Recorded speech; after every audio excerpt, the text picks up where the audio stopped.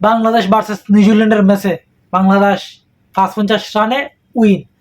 আর আজকের এই ম্যাচে নাজমুল হাসান শান্ত 100 মারছে, আর মুস্তাফিজ অবশ্যই কামব্যাক কইরা 9 ওভারে 43 রান দেয়া 5 উইকেট, অসাধারণ উইকেট 5টা। আর গত ম্যাচে লইছে নাহিদ রানা 5 উইকেট, আর আজকে মুস্তাফিজে 5 উইকেট। আজকে বোলারদের মাঝে সবচেয়ে বেশি মার খেলছে তানভীর ইসলামে, সে 10 ওভারে 70 রান দিয়েছে 0 উইকেট। মেহেদী হাসান মিরাজে 2 উইকেট, বাকি সবাই কম বেশ পাইছে, কিন্তু মুস্তাফিজে মাঠের নাইমাই 5 উইকেট, আর কোনো কথা না 5।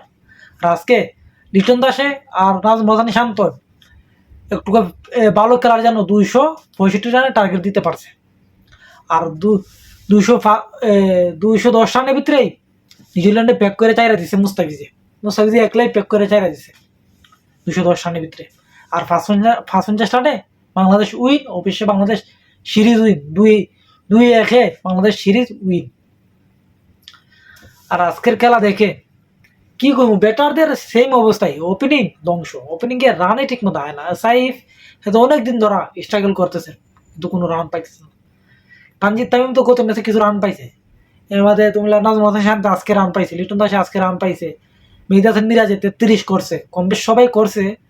ওপেনিং এ একটা গর্বল থাকে অল টাইম। গত ম্যাচও তানজিদ তামিম ভালো করছে, আজকে তেমন নাই। আজকে লিটন দাসে আর শান্ত পার্টনারশিপে ম্যাচটা আজকে 265 রানে পৌঁছাইছে।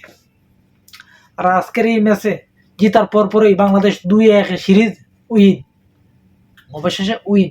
তবু এই তো 265 রানে নিউজিল্যান্ডের সি টিমের সাথে ইরানে ঠিক না। নিউজিল্যান্ডের তো মেন টিম আসছেই না, সি টিম আসছে। যদি মেন টিম আসতো তাহলে না বোঝা যেত 265 রানে আমরা টার্গেট আমরা ম্যাচ জিতে পারছি সি টিমের সঙ্গে। কিন্তু সি টিম বি টিম নাই, সিরিজ জিতছে এটাই। সামনে দিয়ে টি-20 ম্যাচ রয়েছে, আর টি-20 দেখা যাবে কে কি করে। আর আশা করি 2-1 সিরিজ উইন হয়ে গেছে বাংলাদেশ। আর মুস্তাফিজ অবশ্যই কামব্যাক করছে, 5 রান লইছে প্রথম ম্যাচে আইসেই।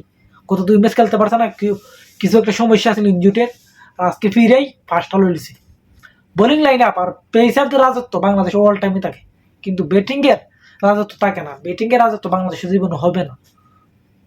আর আজকের ভিডিও এই পর্যন্তই। ভালো হলে লাইক কমেন্ট শেয়ার করবেন, না হলে কিচ্ছু নেই।